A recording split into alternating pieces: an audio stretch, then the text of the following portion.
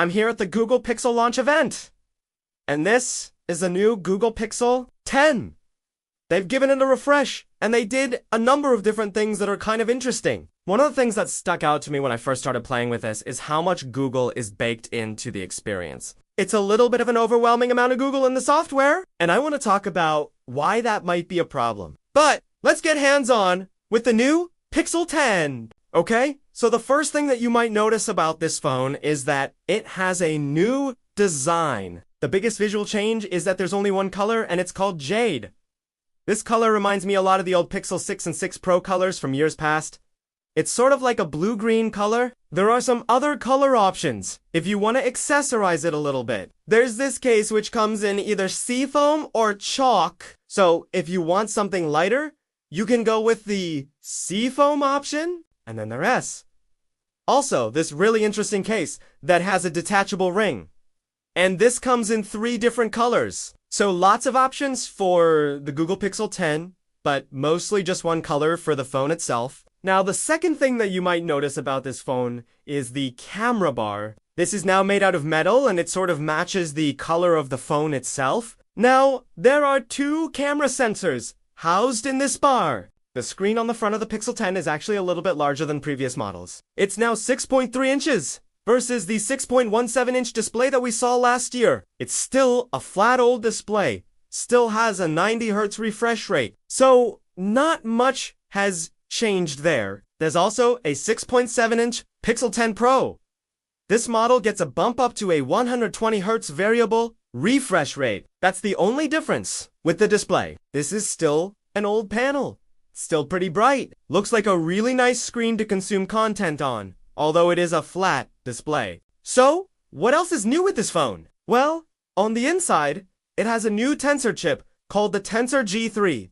This is built on a 4-nanometer process. It has improvements to things like machine learning and photo processing. So we are hoping to see some good performance overall with this new chip.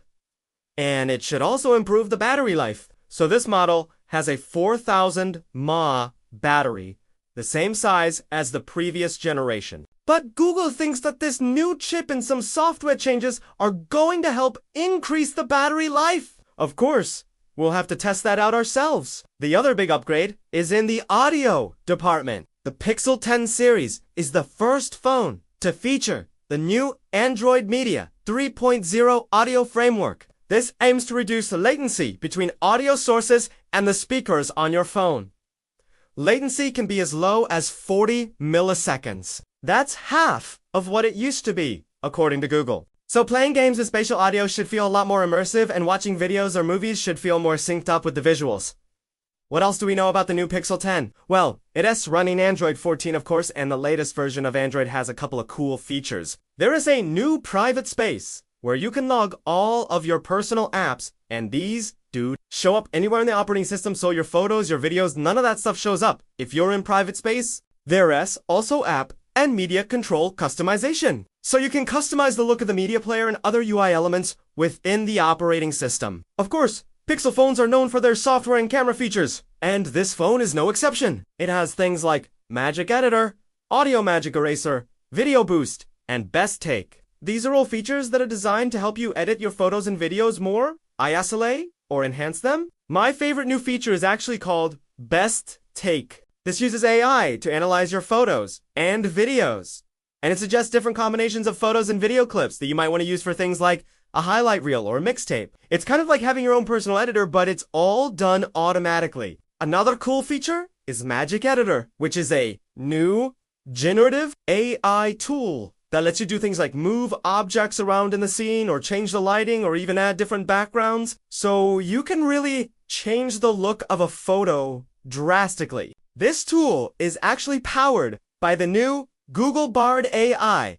So this is the first time that we're re-seeing Google's large language model come to Pixel devices. It's also worth noting that the Pixel 10 series will support Google's Gemini Nano model in a future software update. This is a smaller version of the large language model that S meant to run locally on your phone. So it doesn't need internet connectivity in order to work. That means that you'll be able to do things like text generation, summarize web pages, or translate languages without needing to be connected to the internet. This is a really exciting development because it means that the Pixel 10 series will be among the first phones to offer offline generative AI capabilities.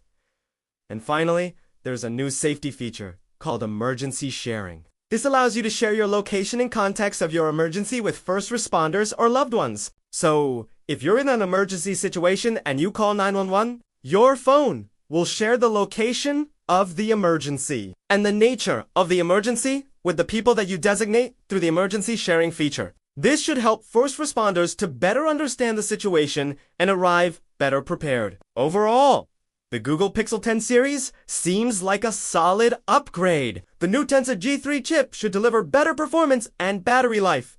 And the new cameras look promising, too. The inclusion of generative AI is also really exciting. It's not quite clear how much this is going to impact the average consumer, but it could be really useful for people who need to use their phones for more intensive tasks like photo editing or language translation. With all of that being said, I do have one major concern, and that is the amount of Google in the software. When I booted up the phone for the first time, I was greeted with a Google Assistant setup process. After that was finished, I was asked to set up my Google account. Once I logged into my Google account, I was asked to choose a wallpaper from the huge selection of Google wallpapers. And once that was finished, I was greeted with a slew of Google News articles on the home screen, and I couldn't get rid of them. I tried swiping them away, but it didn't work. I went into the settings to try to find an option to turn them off, but I couldn't find anything. I ended up just restarting the phone, and eventually they went away. But that's not a great user experience,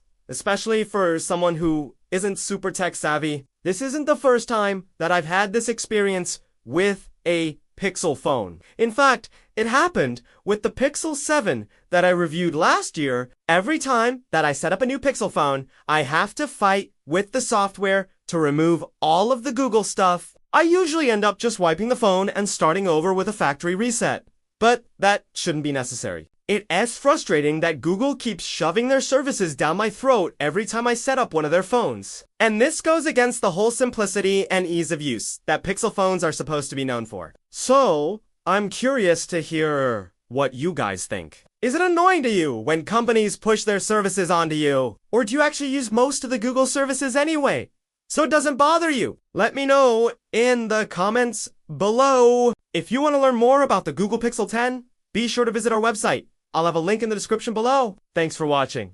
Guys, subscribe for more.